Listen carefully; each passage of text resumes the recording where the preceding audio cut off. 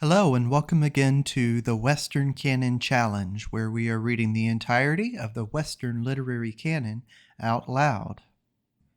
Today we are reading one of Emerson's great essays, this from The Conduct of Life. It's the first essay called Fate.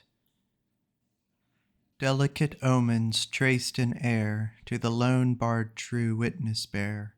Birds with auguries on their wings chanted undeceiving things, him to beckon, him to warn. Well, fight then, poet, scorn to learn of scribe or courier hints writ in vaster character, and on his mind, at dawn of day, soft shadows of the evening lay. For the provision is allied unto the thing so dignified, or say, the foresight that awaits is the same genius that creates. It happened during one winter a few years ago that our cities were bent on discussing the theory of the age. By an odd coincidence, 4 or 5 noted men were each reading a discourse to the citizens of Boston or New York on the spirit of the times. It so happened that the subject had the same prominence in some remarkable pamphlets and journals issued in London in the same season. To me, however, the question of the times resolved itself into a practical question of the conduct of life. How shall I live? We are incompetent to solve the times. Our geometry cannot span the huge orbits of the prevailing ideas, behold their return, and reconcile their opposition. We can only obey our own polarity. 'Tis fine for us to speculate and elect our course, if we must accept an irresistible dictation. In our first steps to gain our wishes, we come upon immovable limitations. We are fired with the hope to reform men. After many experiments, we find that we must begin earlier, at school. But the boys and girls are not docile. We can make nothing of them. We decide that they are not of good stock. We must begin our reform earlier still, at generation. That is to say, there is fate or laws of the world. But if there be irresistible dictation, this dictation understands itself. If we must accept fate, we are no less compelled to affirm liberty, the significance of the individual, the grandeur of duty, the power of character.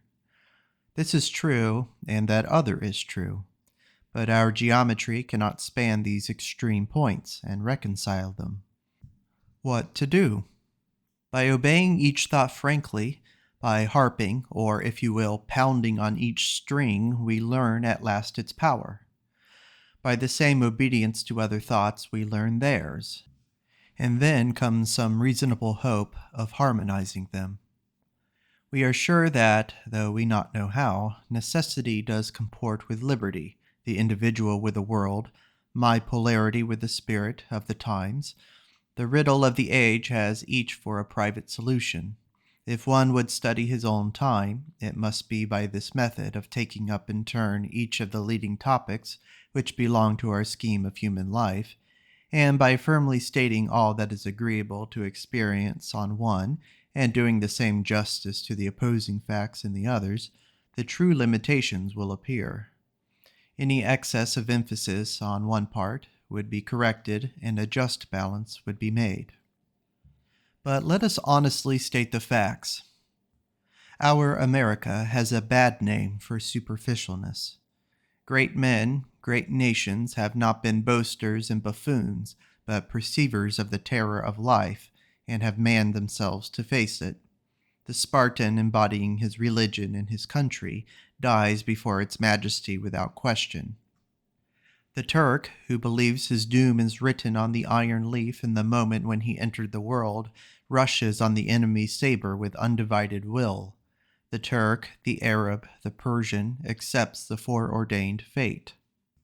On 2 days it steads not to run from thy grave, the appointed and the unappointed day. On the first neither balm nor physician can save, nor thee on the second the universe slay. The Hindu under the wheel is as firm. Our Calvinists, in the last generation, had something of the same dignity. They felt that the weight of the universe held them down to their place. What could they do? Wise men feel that there is something which cannot be talked or voted away, a strap or belt which girds the world. The destiny minister general, that executeth in the world or all, the purveyance which God hath seen before, so strong it is that though the world had sworn the contrary of a thing by yea or nay, yet sometime it shall fallen on a day that falleth not oft in 1,000 year. For certainly our appetites here, be it of war or peace or hate or love, all this is ruled by the sight above. Chaucer, The Knight's Tale. The Greek tragedy expressed the same sense. Whatever is fated, that will take place. The great immense mind of Jove is not to be transgressed. Savages cling to a local god of one tribe or town. The broad ethics of Jesus were quickly narrowed to village theologies, which preach an election or favoritism. And now and then an amiable parson like Young Stilling or Robert Huntington believes in a pistorine providence, which, whenever the good man wants a dinner, makes that somebody shall knock at his door and leave a $50. But nature is no sentimentalist, does not cosset or pamper us. We must see that the world is rough and surly, and will not mind drowning a man or a woman, but swallows your ship like a grain of dust. The cold, inconsiderate of persons, tingles your blood, benumbs your feet, freezes a man like an apple. The diseases, the elements, fortune, gravity, lightning, respect no persons. The way of Providence is a little rude. The habits of snake and spider, the snap of the tiger and other leapers and bloody jumpers, the crackle of the bones of his prey and the coil of the anaconda, these are in the system, and our habits are like theirs. You have just dined, and however scrupulously the slaughterhouse is concealed in the graceful distance of miles, there is complicity, expensive races, race living at the expense of race. The planet is liable to shocks from comets, perturbations from planets, rendings from earthquake and volcano, alterations of climate, precessions of equinoxes. Rivers dry up by opening of the forest. The sea changes its bed. Towns and counties fall into it. At Lisbon, an earthquake killed men like flies. In Naples, 3 years ago, 10,000 people were crushed in a few minutes. The scurvy at sea, the sword of the climate in the west of Africa, at Cayenne, at Panama, at New Orleans, cuts off men like a massacre. Our western prairie shakes with fever and ague. The cholera, the smallpox, have proved as mortal to some tribes as a frost to the crickets, which, having filled the summer with noise, are silenced by a fall of temperature of one night. Without uncovering what does not concern us, or counting how many species of parasites hang on a bombyx, or groping after intestinal parasites, or infusory biters, or the obscurity of alternate generation, the form of the shark, the labrys, the jaw of the sea-wolf paved with crushing teeth, the weapons of the grampus, and other warriors hidden in the sea, are hints of ferocity in the interiors of nature. Let us not deny it up and down.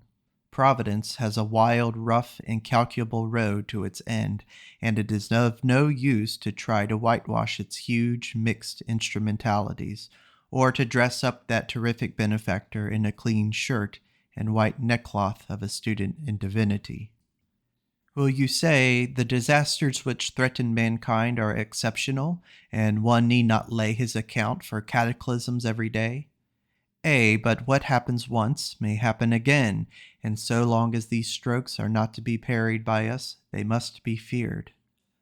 But these shocks and ruins are less destructive to us than the stealthy power of other laws which act on us daily. An expense of the ends to means is fate, organization tyrannizing over character.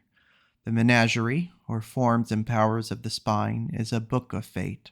The bill of the bird, the skull of the snake, determines tyrannically its limits. So is the scale of races, of temperaments, so is sex, so is climate, so is the reaction of talents imprisoning the vital power in certain directions. Every spirit makes its house, but afterwards the house confines the spirit. The gross lines are legible to the dull. The cabman is a phrenologist so far. The gross lines are legible to the dull. The cabman is a phrenologist so far. He looks in your face to see if his shilling is sure. A dome of brow denotes one thing, a potbelly another. A squint, a pug nose, mats of hair, the pigment of the epidermis betray character. People seem sheathed in their tough organization. Ask Spurzheim, ask the doctors, ask Quetelet if temperaments decide nothing, or if there be anything, they do not decide. Read the description in medical books of the 4 temperaments, and you will think you are reading your own thoughts which you had not yet told. Find the part which black eyes and which blue eyes play severally in the company. How shall a man escape from his ancestors, or draw off from his veins the black drop which he drew from his father's or mother's life? It often appears in a family, as if all the qualities of the progenitors were potted in several jars, some ruling quality in each son or daughter of the house, and sometimes the unmixed temperament, the rank unmitigated elixir, the family vice, is drawn off in a separate individual, and the others are proportionally relieved. We sometimes see a change of expression in our companion, and say, his father or his mother comes to the windows of his eyes, and sometimes a remote relative. In different hours a man represents each of several of his ancestors, as if there were 7 or 8 of us rolled up in each man's skin, 7 or 8 ancestors at least. And they constitute the variety of notes for that new piece of music which life is. At the corner of the street, you read the possibility of each passenger, in the facial angle, in the complexion, in the depth of his eye. His parentage determines it. Men are what their mothers made them. You may as well ask a loom which weaves huckleback why it does not make cashmere, as expect poetry from this engineer or a chemical discovery from that jobber. Ask the digger in the ditch to explain Newton's laws. The fine organs of his brain have been pinched by overwork and squalid poverty from father to son for 100 years. When each comes forth from his mother's womb, the gate of gifts closes behind him. Let him value his hands and feet, he has but one pair. So he has but one future, and that is already predetermined in his lobes and described in that little fatty face, pig-eye and squat form. All the privilege and all the legislation of the world cannot meddle or help to make a poet or a prince of him. Jesus said, "When he looketh on her, he hath committed adultery." But he is an adulterer before he has yet looked on the woman, by the superfluity of animal and the defect of thought in his constitution. Who meets him or who meets her in the street sees that they are ripe to be each other's victim. In certain men, digestion and sex absorb the vital force, and the stronger these are, the individual is so much the weaker. The more of these drones perish, the better for the hive. If later they give birth to some superior individual with force enough to add to this animal a new aim and a complete apparatus to work it out, all of the ancestors are gladly forgotten. Most men and most women are merely one couple more. Now and then one has a new cell or camarilla opened in his brain, an architectural, a musical, or a philological knack, some stray taste or talent for flowers or chemistry or pigments or of storytelling, a good hand for drawing, a good foot for dancing, an athletic frame for wide journeying, etc., which skill nowise alters rank in the scale of nature, but serves to pass the time, the life of sensation going on as before. At last, these hints and tendencies are fixed in one, or in a succession.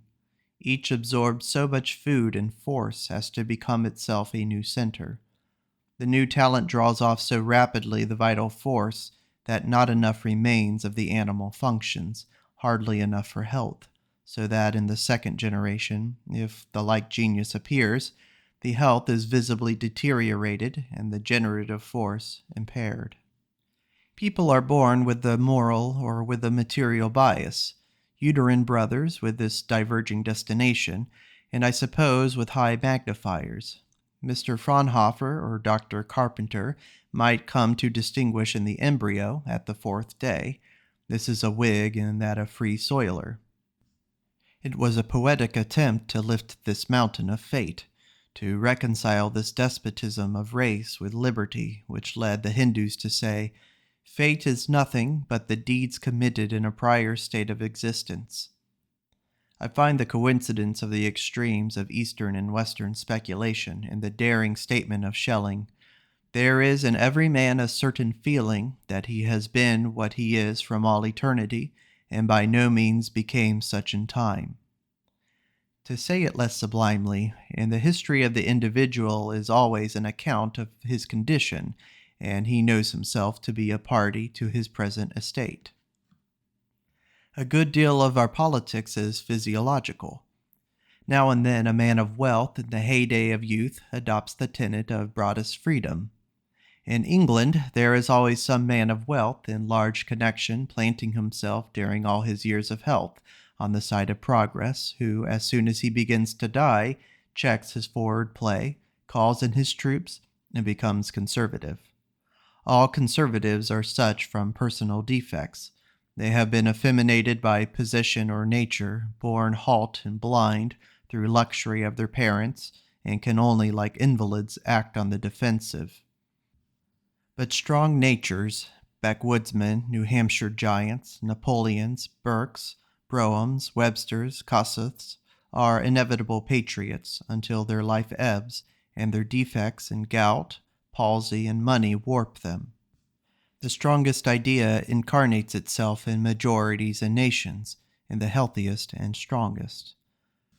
Probably the election goes by avoirdupois weight, and if you could weigh bodily the tonnage of any 100 of the Whig and the Democratic party in a town on the Dearborn balance as they passed the hay scales, you could predict with certainty which party would carry it. On the whole, it would rather be the speediest way of deciding the vote to put the selectmen or the mayor and aldermen at the hay scales. In science, we have to consider two things: power and circumstance. All we know of the egg from each successive discovery is another vesicle. And if, after 500 years, you get a better observer or a better glass, he finds within the last observed another. In vegetable and animal tissue, it is just alike, and all that the primary power or spasm operates is still vesicles. Yes, but the tyrannical circumstance, a vesicle in new circumstances, a vesicle lodged in darkness, oak in thought became animal, in light a plant. Lodged in the parent animal, it suffers changes which end in unsheathing miraculous capability in the unaltered vesicle, and it unlocks itself to fish, bird, or quadruped, head and foot, eye and claw. The circumstance is nature. Nature is what you may do. There is much you may not. We have two things, the circumstance and life. Once we thought positive power was all. Now we learn that negative power or circumstance is half. Nature is the tyrannous circumstance, the thick skull, the sheathed snake, the ponderous rock-like jaw, necessitated activity, violent direction, the conditions of a tool like the locomotive strong enough on its track, but which can do nothing but mischief off of it, or skates which are wings on ice, but fetters on the ground. The book of nature is the book of fate. She turns the gigantic pages, leaf after leaf, never returning one. One leaf she lays down, a floor of granite, then 1,000 ages in a bed of slate, 1,000 ages in a measure of coal, 1,000 ages and a layer of marl and mud. Vegetable form appears, her first misshapen animals, zoophyte, trilobite, fish, then saurians, rude forms, in which she has only blocked her future statue, concealing under these unwieldy monsters the fine type of her coming king. The face of the planet cools and dries, the race meliorate, and man is born. But when a race has lived its term, it comes no more again. The population of the world is a conditional population, not the best, but the best that could live now, and the scale of tribes and the steadiness with which victory adheres to one tribe and defeat to another is as uniform as the superposition of strata. We know in history what weight belongs to race. We see the English, French, and Germans planting themselves on every shore and market of America and Australia and monopolizing the commerce of these countries. We like the nervous and victorious habit of our own branch of the family. We follow the step of the Jew, of the Indian, of the Negro. We see how much will has been expended to extinguish the Jew in vain. Look at the unpalatable conclusions of Knox in his Fragment of Races, a rash and unsatisfactory writer, but charged with the pungent and unforgettable truths. Nature respects race and not hybrids. Every race has its own habitat. Detach a colony from the race and it deteriorates to the crab. See the shades of the picture. The German and Irish millions, like the Negro, have a great deal of guano in their destiny. They are ferried over the Atlantic and carted over America to ditch and to drudge, to make corn cheap, and then to lie down prematurely to make a spot of green grass on the prairie. One more faggot of these adamantine bandages is the new science of statistics. It is a rule that the most casual and extraordinary events, if the basis of population is broad enough, become matters of fixed calculation. It would be not safe to say when a captain like Bonaparte, a singer like Jenny Lind, or a navigator like Bowditch would be born in Boston. But in a population of 20 or 200 millions, something like accuracy may be had. Everything which pertains to the human species, considered as a whole, belongs to the order of physical facts. The greater the number of individuals, the more the influence of the individual will disappear, leaving predominance to a series of general facts dependent on causes by which society exists and is preserved. Quetelet. 'Tis frivolous to fix pedantically the date of particular inventions. They have all been invented over and over 50 times. Man is the arch machine, of which all these shifts drawn from himself are toy models. He helps himself on each emergency by copying or duplicating his own structure, just so far as the need is. 'Tis hard to find the right Homer, Zoroaster, or Menu.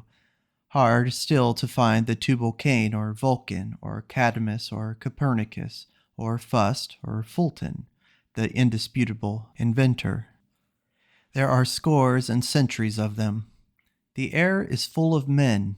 This kind of talent so abounds, this constructive tool-making efficiency, as if it adhered to the chemical atoms, as if the air he breathes were made of Watkinsons, Franklins, and Watts.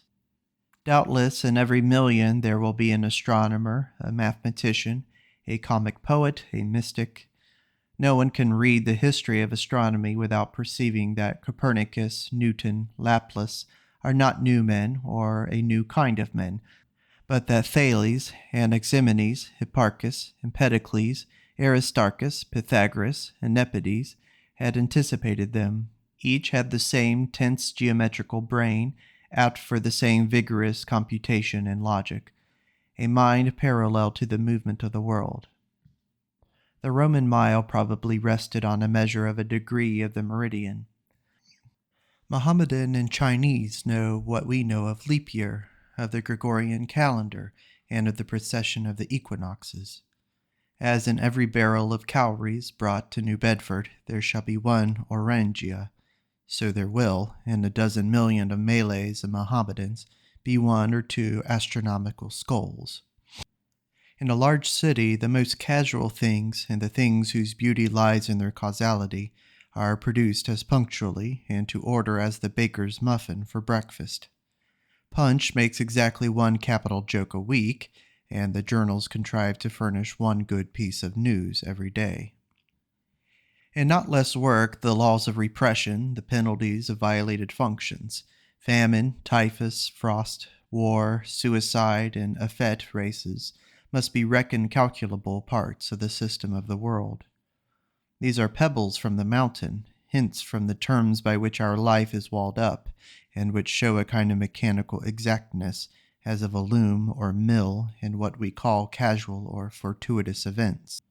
The force with which we resist these torrents of tendency looks so ridiculously inadequate that it amounts to little more than a criticism or a protest made by a minority of one under compulsion of millions. I seemed in the height of a tempest to see men overboard, struggling in the waves and driven out about here and there. They glanced intelligently at each other, but 'twas little they could do for one another. 'Twas much if each could keep afloat alone. Well, they had a right to their eye-beams, and all the rest was fate. We cannot trifle with this reality, this cropping out in our planted gardens of the core of the world. No picture of life can have any veracity that does not admit the odious facts. A man's power is hooped in by a necessity which, by many experiments, he touches on every side until he learns its arc. The element running through entire nature, which we popularly call fate, is known to us as limitation. Whatever limits us, we call fate. If we are brute and barbarous, fate takes a brute and dreadful shape. As we refine, our checks become finer. If we rise to spiritual culture, the antagonism takes a spiritual form. In the Hindu fables, Vishnu follows Maya through all her ascending changes, from insect and crawfish up to elephant. Whatever form she took, he took the male form of that kind, until she became at last woman and goddess, and he a man and a god. The limitations refine as the soul purifies, but the ring of necessity is always perched at the top. When the gods in the Norse heaven were unable to bind the Fenris wolf with steel or with weight of mountains, the one he snapped and the other he spurned with his heel, they put round his foot a limp band softer than silk or cobweb, and this held him. The more he spurned it, the stiffer it drew. So soft and so stanch is the ring of fate. Neither brandy, nor nectar, nor sulphuric ether, nor hellfire, nor ichor, nor poetry, nor genius can get rid of this limp band.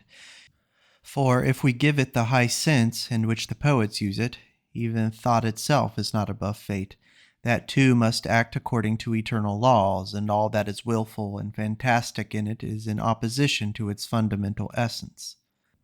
And, last of all, high over thought, in the world of morals, fate appears as a vindicator, leveling the high, lifting the low, requiring justice in man, and always striking soon or late when justice is not done. What is useful will last, what is hurtful will sink. The doer must suffer, said the Greeks. You would sue the deity not to be soothed. God himself cannot procure good for the wicked, said the Welsh triad. God may consent, but only for a time, said the bard of Spain. The limitation is impassable by any insight of man.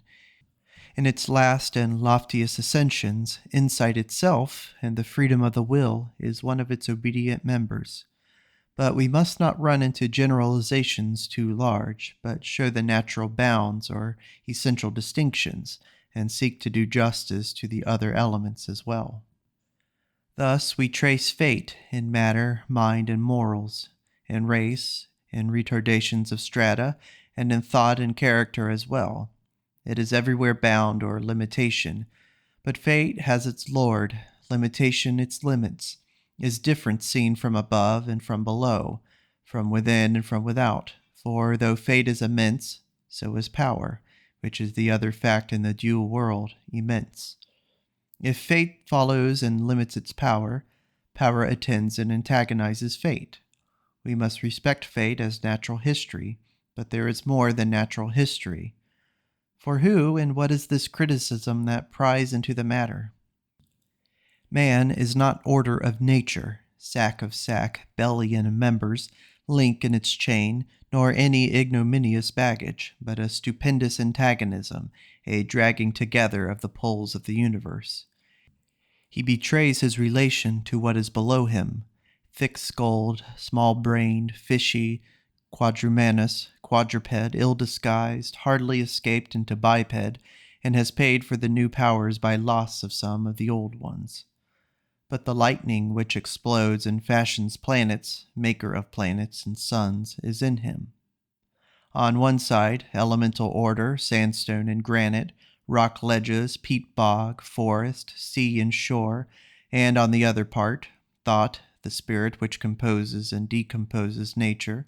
Here they are, side by side, God and devil, mind and matter, king and conspirator, belt and spasm, riding peacefully together in the eye and brain of every man. Nor can he blink the free will. To hazard the contradiction, freedom is necessary. If you would plant yourself on the side of fate and say, fate is all, then we say a part of fate is the freedom of man. Forever wells up the impulse of choosing and acting in the soul. Intellect annuls fate. So far as a man thinks, he is free.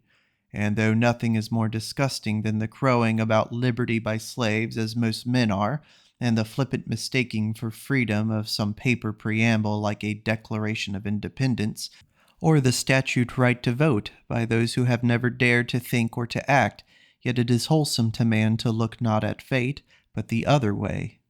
The practical view is the other. His sound relation to these facts is to use and command, not to cringe at them. Look not on nature, for her name is fatal, said the oracle. The too much contemplation of these limits induces meanness. They who talk much of destiny, their birth star, etc., are in a lower, dangerous plane, and invite the evils they fear. I cited the instinctive and heroic races as proud believers in destiny. They conspire with it. A loving resignation is with the event. But the dogma makes a different impression when it is held by the weak and lazy. 'Tis weak and vicious people who cast the blame on fate.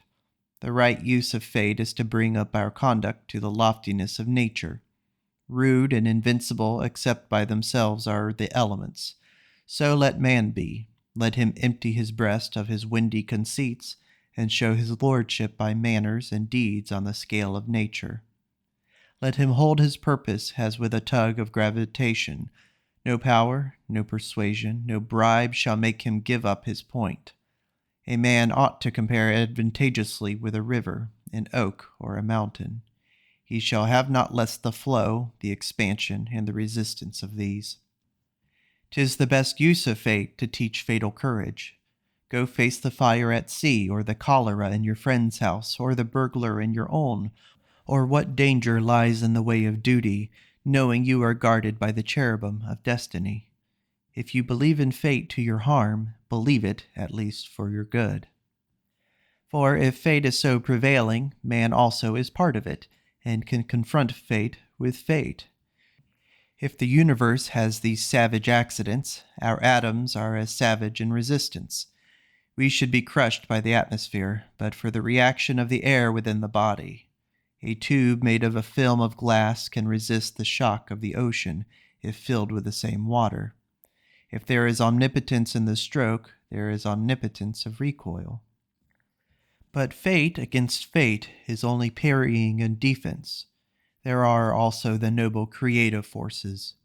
The revelation of thought takes man out of servitude into freedom. We rightly say of ourselves, we were born, and afterward we were born again, and many times.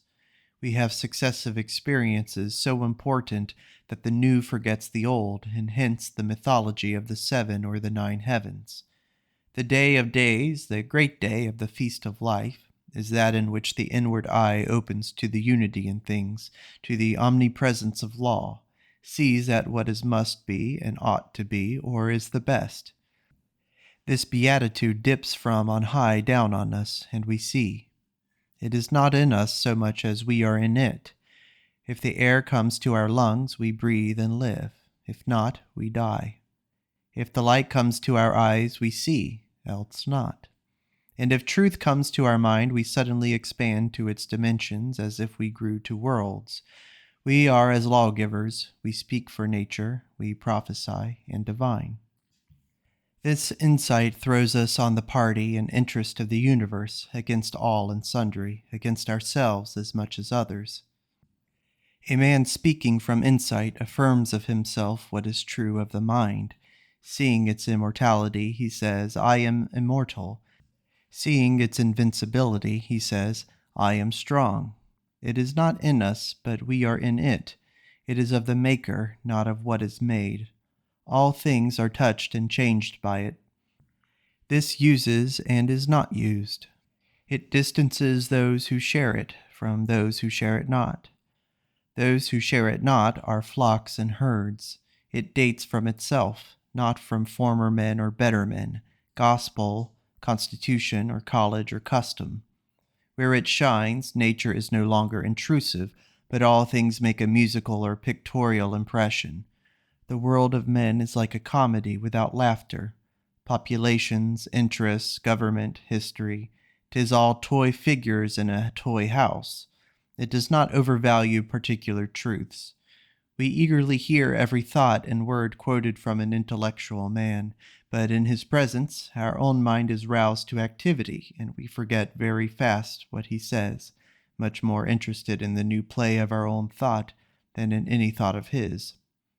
'Tis the majesty into which we have suddenly mounted, the impersonality, the scorn of egotisms, the sphere of laws that engage us. Once we were stepping a little this way and a little that way. Now we are as men in a balloon, and do not think so much of the point we have left, or the point we would make, as of the liberty and glory of the way. Just as much intellect as you add, so much organic power. He who sees through the design presides over it, and must will that which must be. We sit and rule, and though we sleep, our dream will come to pass. Our thought, though it were only an hour old, affirms an oldest necessity not to be separated from thought, and not to be separated from will. They must always have coexisted. It apprises us of its sovereignty and Godhead, which refuse to be severed from it. It is not mine or thine, but the will of all minds. It is poured into the souls of all men as the soul itself which constitutes them. I know not whether there be, as is alleged, in the upper region of our atmosphere, a permanent westerly current which carries with it all atoms which rise to that height, but I see that when souls reach a certain clearness of perception, they accept a knowledge and motive above selfishness. A breath of will blows eternally through the universe of souls in the direction of the right and necessary. It is the air which all intellects inhale and exhale, and it is the wind which blows the worlds into order and orbit. Thought dissolves the material universe by carrying the mind up into a sphere where all is plastic. Of two men, each obeying his own thought, he whose thought is deepest will be the strongest character. Always one man more than another represents the will of divine providence to the period. If thought makes free, so does the moral sentiment. The mixtures of spiritual chemistry refuse to be analyzed, yet we can see with perception of truth is joined the desire that it shall prevail. That affection is essential to will. Moreover, when a strong will appears, it usually results from a certain unity of organization, as if the whole energy of body and mind flowed in one direction. All great force is real and elemental. There is no manufacturing a strong will. There must be a pound to balance a pound. Where power is shown in will, it must rest on the universal force. Alaric and Bonaparte must believe they rest on a truth, or their will can be bought and bent. There is a bribe possible for any finite will, but the pure sympathy with universal ends is an infinite force and cannot be bribed or bent. Whoever has had experience of the moral sentiment cannot choose but believe in unlimited power. Each pulse from the heart is an oath from the Most High. I know not what word sublime means, if it be not the intimations in this infant of a terrific force. A text of heroism, a name, an anecdote of courage, are not arguments but sallies of freedom. One of these is the verse of the Persian Hafiz.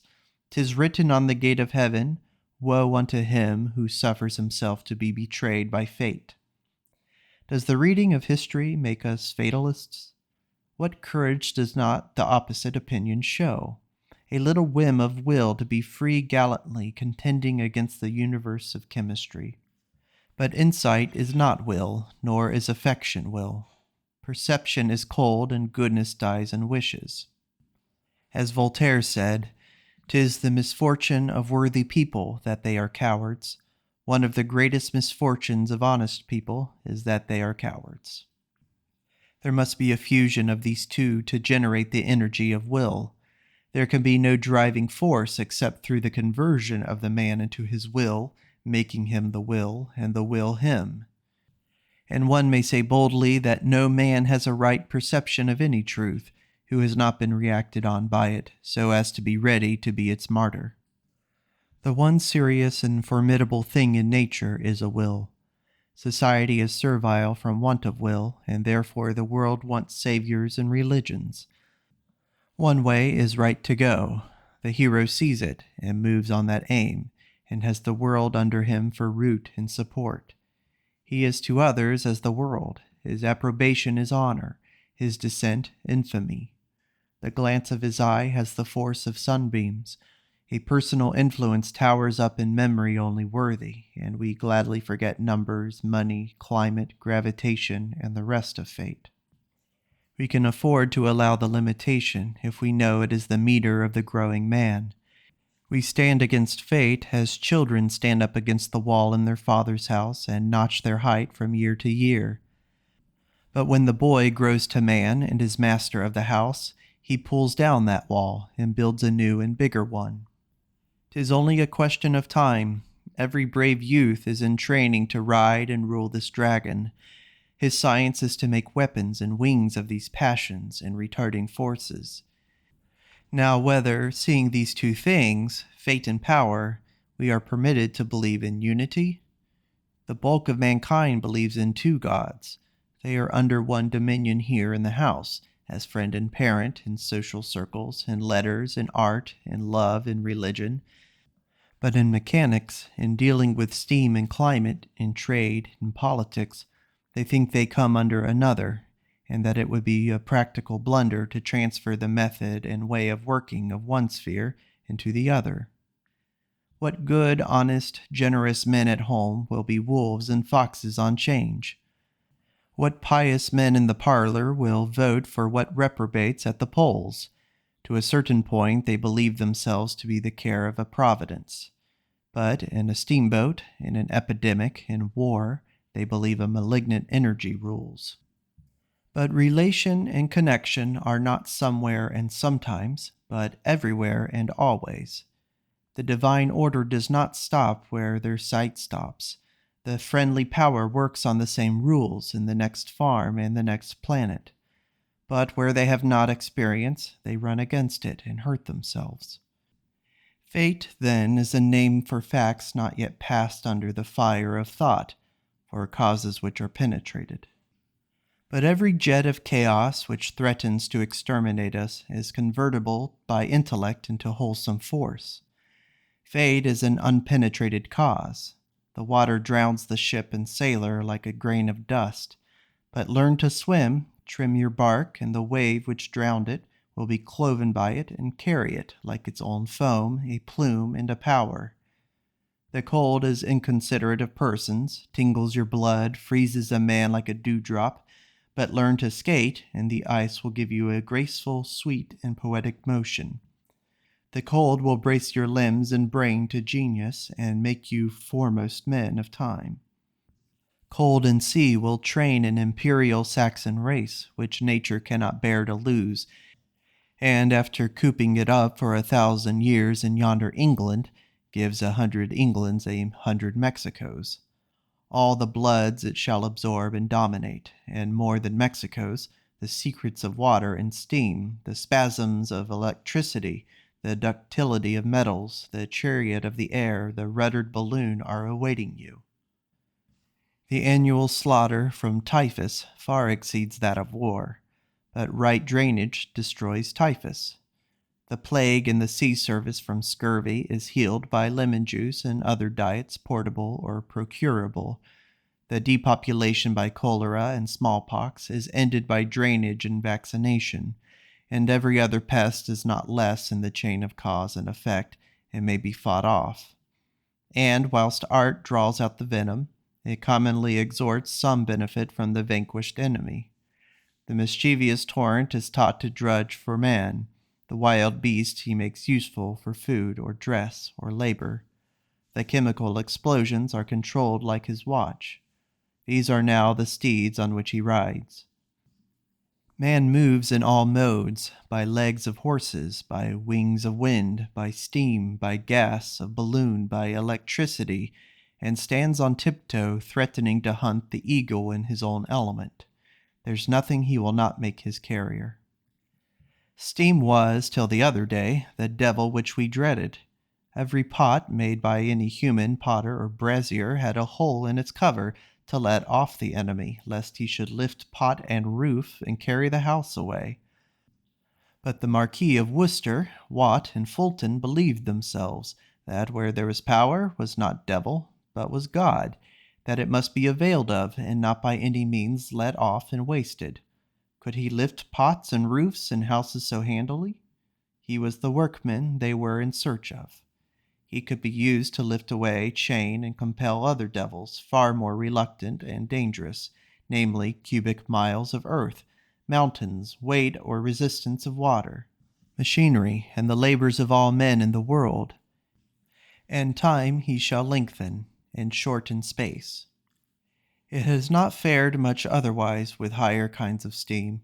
The opinion of the millions was the terror of the world, and it was attempted either to dissipate it by amusing nations, or to pile it over with strata of society, a layer of soldiers, over that a layer of lords, and a king on the top, with clamps and hoops of castles, garrisons, and police.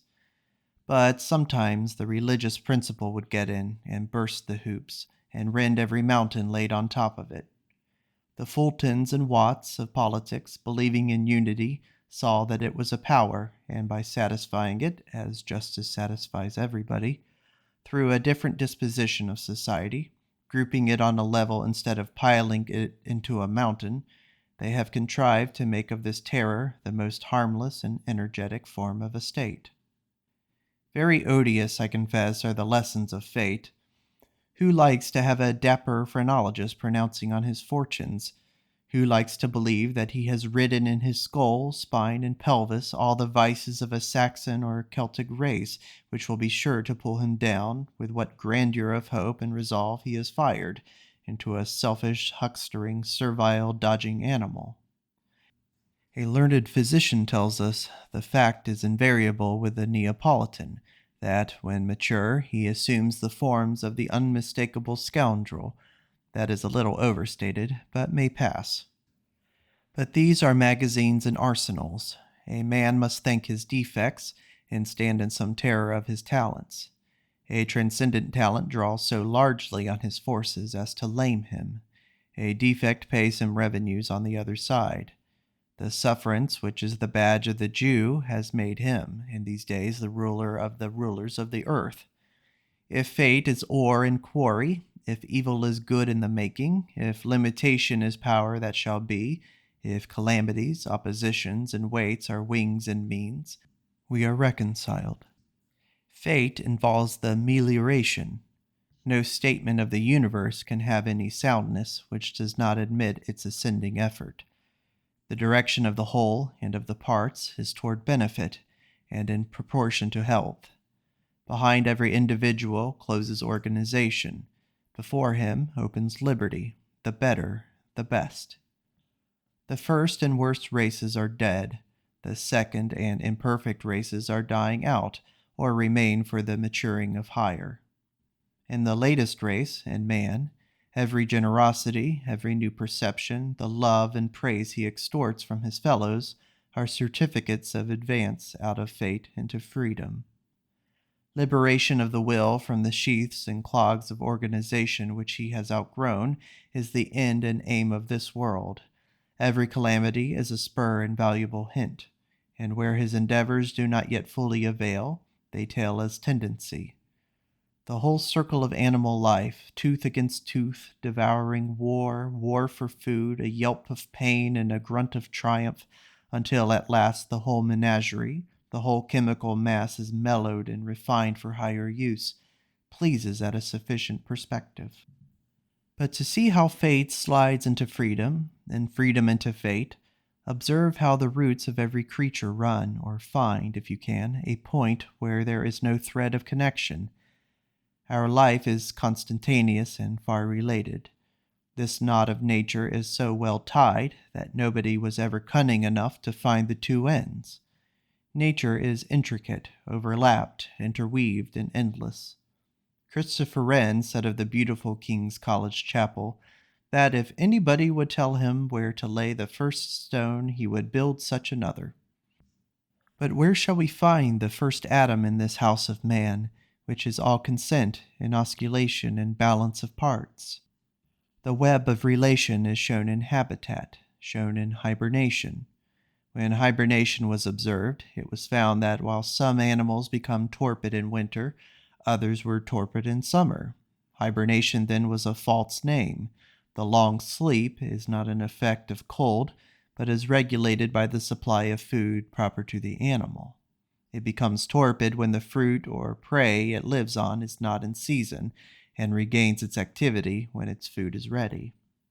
Eyes are found in light, ears in auricular air, feet on land, fins in water, wings in air, and each creature where it was meant to be, with a mutual fitness.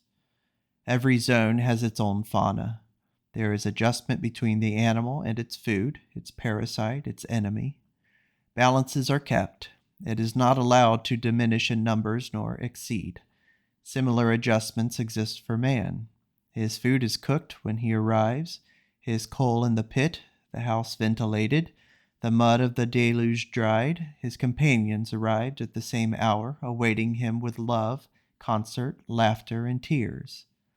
These are coarse adjustments, but the invisible are not less. There are more belongings to every creature than his air and his food. His instincts must be met, and he has predisposing power that bends and fits what is near him to use. He is not possible until the invisible things are right for him, as well as the visible. Of what changes then in sky and earth, and in finer skies and earths, does the appearance of some Dante or Columbus apprise us? How was this effected? Nature is no spendthrift, but takes the shortest way to her ends. As the general says to his soldiers, if you want a fort, build a fort. So nature makes every creature do its own work and get its living, be it planet, animal, or tree. The planet makes itself, the animal cell makes itself, then what it wants. Every creature, wren or dragon, shall make its own lair. As soon as there is life, there is self-direction, and absorbing and using of material. Life is freedom, life in the direct ratio of its amount. You may be sure the newborn man is not inert. Life works both voluntarily and supernaturally in its neighborhood. Do you suppose he can be estimated by his weight in pounds, or that he is contained in his skin, this reaching, radiating, jaculating fellow? The smallest candle fills a mile with its rays, and the papillae of a man run out to every star.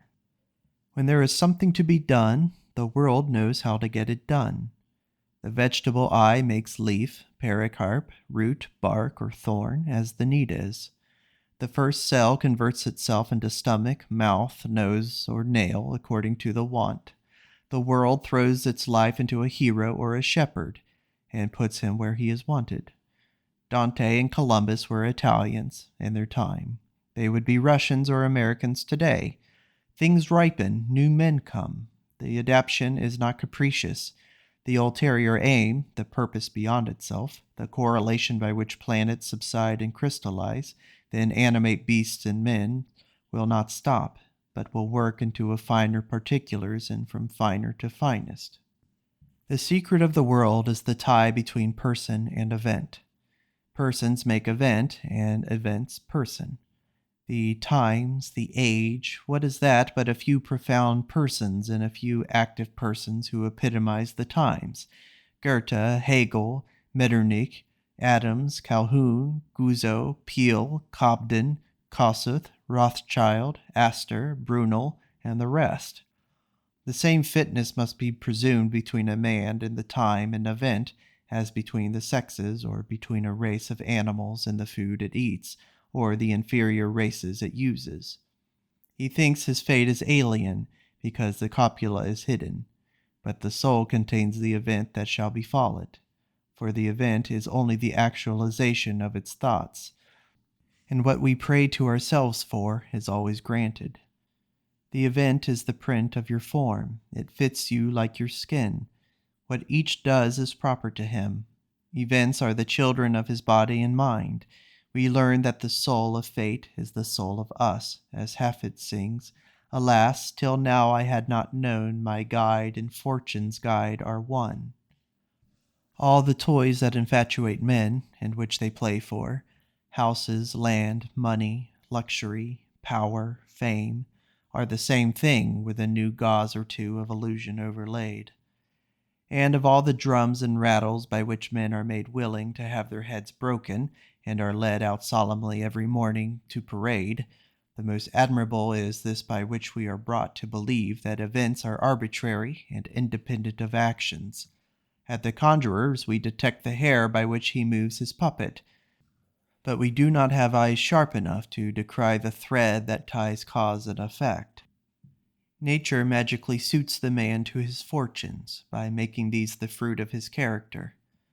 Ducks take to the water, eagles to the sky, waders to the sea margin, hunters to the forest, clerks to counting rooms, soldiers to the frontier. Thus events grow on the same stem with persons, are sub-persons. The pleasure of life is according to the man that lives it, and not according to the work or the place. Life is an ecstasy. We know what madness belongs to love, what power to paint a vile object in hues of heaven. As insane persons are indifferent to their dress, diet, and other accommodations, and as we do in dreams with equanimity the most absurd acts, so a drop more of wine in our cup of life will reconcile us to strange company and work. Each creature puts forth from itself its own condition and sphere, as the slug sweats out its slimy house on the pear leaf, and the woolly aphids on the apple perspire their own bed, and the fish its shell. In youth we clothe ourselves with rainbows, and go as brave as the zodiac. In age we put out another sort of perspiration: gout, fever, rheumatism, caprice, doubt, fretting, and avarice. A man's fortunes are the fruit of his character. A man's friends are his magnetisms. We go to Herodotus and Plutarch for examples of fate, but we are examples. Each one of us suffers his ghosts. The tendency of every man to enact all that is in his constitution is expressed in the old belief that the efforts which we make to escape from our destiny only serve to lead us into it. And I have noticed a man likes better to be complimented on his position as the proof of the last or total excellence than on his merits. A man will see his character emitted in the events that seem to meet, but which exude from and accompany him. Events expand with the character. As once he found himself among toys, so now he plays a part in colossal systems, and his growth is declared in his ambition, his companions, and his performance. He looks like a piece of luck, but is a piece of causation, the mosaic, angulated and ground to fit into the gap he fills. Hence, in each town there is some man who is, in his brain and performance, an explanation of the tillage, production, factories, banks, churches, ways of living, and society of that town. If you do not have a chance to meet him, all that you see will leave you a little puzzled. If you see him, it will become plain. We know in Massachusetts who built New Bedford, who built Lynn, Lowell, Lawrence, Clinton, Fitchburg, Holyoke, Portland, and many other noisy mart. Each of these men, if they were transparent, would seem to you not so much men as walking cities, and wherever you put them, they would build one. History is the action and reaction of these two, nature and thought. Two boys pushing each other on the curbstone of the pavement. Everything is pusher or pushed, and matter and mind are in perpetual tilt and balance. So, whilst the man is weak, the earth takes up him. He plants his brain and affections. By and by he will take up the earth and have his gardens and vineyards and the beautiful order and productiveness of his thought. Every solid in the universe is ready to become fluid on the approach of the mind, and the power to flux it is the measure of the mind. If the wall remains adamant, it accuses the want of thought. To a subtler force, it will stream into new forms, expressive of the character of the mind. What is the city in which we sit here but an aggregate of incongruous materials which have obeyed the will of some man? The granite was reluctant, but his hands were stronger, and it came. Iron was deep in the ground and well combined with stone, but could not hide from his fires. Wood, lime, stuffs, fruits, gums were dispersed over the earth and sea in vain. Here they are within reach of every man's day labor, what he wants of them. The whole world is the flux of matter over the wires of thought to the poles or points where it would build. The races of men rise out of the ground preoccupied with a thought which rules them, and divided into parties ready armed and angry to fight for this metaphysical abstraction. The quality of the thought differs between the Egyptian and the Roman, the Austrian and the American. The men who come on the stage at one period are all found to be related to each other. Certain ideas are in the air. We are all impressionable, for we are made of them. All impressionable, but some more than others, and these first express them. This explains the curious contemporaneousness of inventions and discoveries. The truth is in the air, and the most impressionable brain will announce it first, but all will announce it a few minutes later. So women, as the most susceptible, are the best index of the coming hour. So the great man, that is, the man most imbued with the spirit of the time, is the impressionable man, of a fiber irritable and delicate like iodine to light. He feels the infinitesimal attractions. His mind is righter than others, because he yields to a current so feeble as can be felt only by a needle delicately poised. The correlation is shown in defects. Muller, in his essay on architecture, taught that the building which was fitted accurately to answer its end would turn out to be beautiful, though beauty had not been intended. I find the like unity in human structures rather virulent and pervasive, that a crudity in the blood will appear in the argument, a hump in the shoulder will appear in the speech and handiwork. If his mind could be seen, the hump would be seen. If a man has a seesaw in his voice, it will run into his sentences, into his poem, into his structure of his fable, into his speculation, into his charity. And as every man is hunted by his own daemon, vexed by his own disease, this checks all his activity. So each man, like each plant, has his parasites. A strong, astringent, bilious nature has more truculent enemies than the slugs and moths that fret my leaves. Such an one has curculius, borers, knife-worms. A swindler ate him first, then a client, then a quack, then smooth, plausible gentleman, bitter and selfish as Moloch. This correlation really existing can be divined.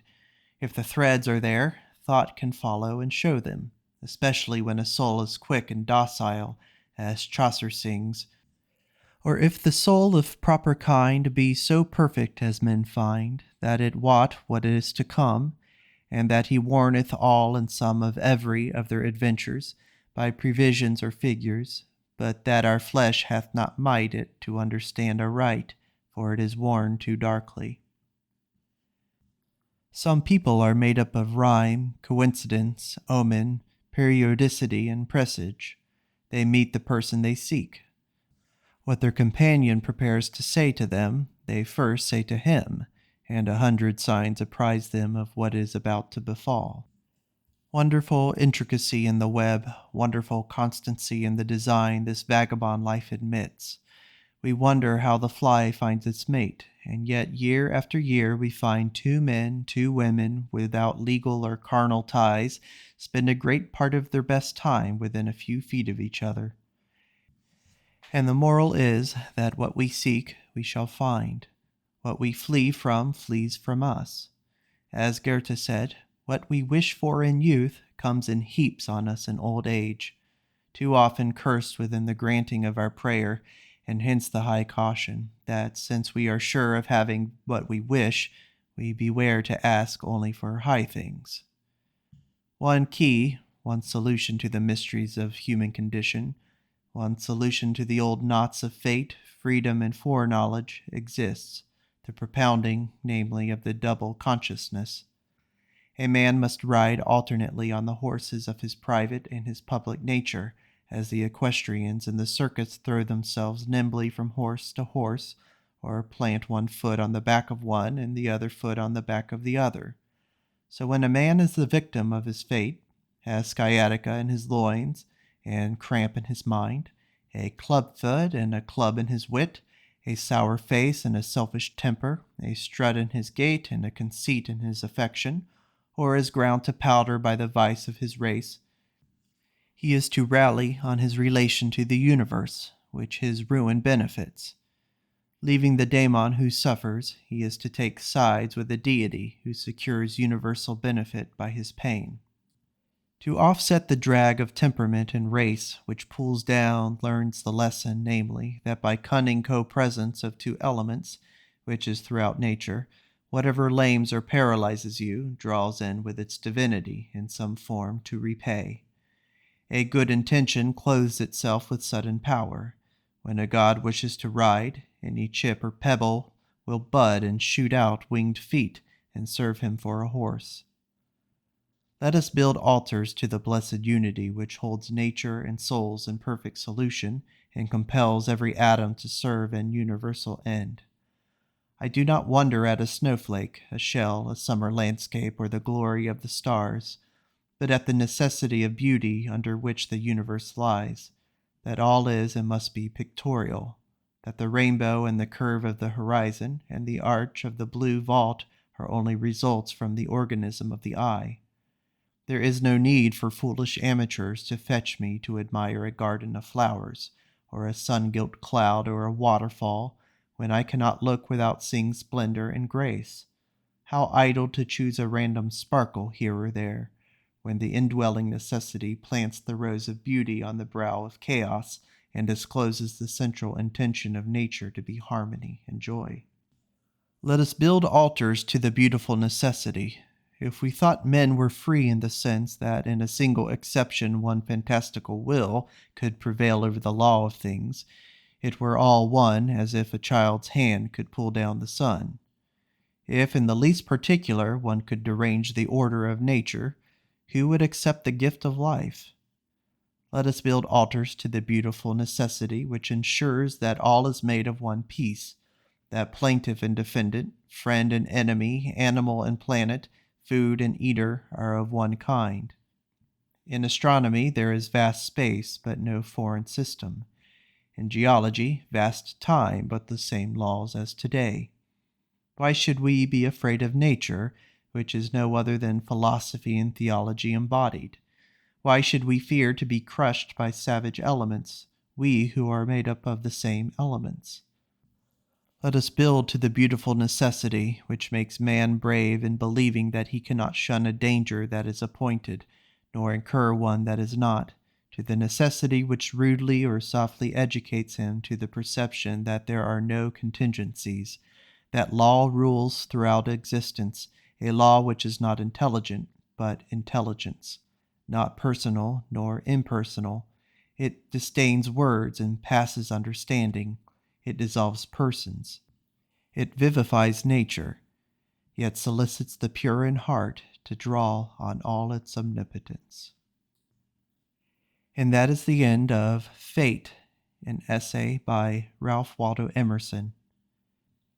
If you enjoyed this free narration, please consider subscribing so you can join me on my quest to read the entirety of the Western literary canon out loud.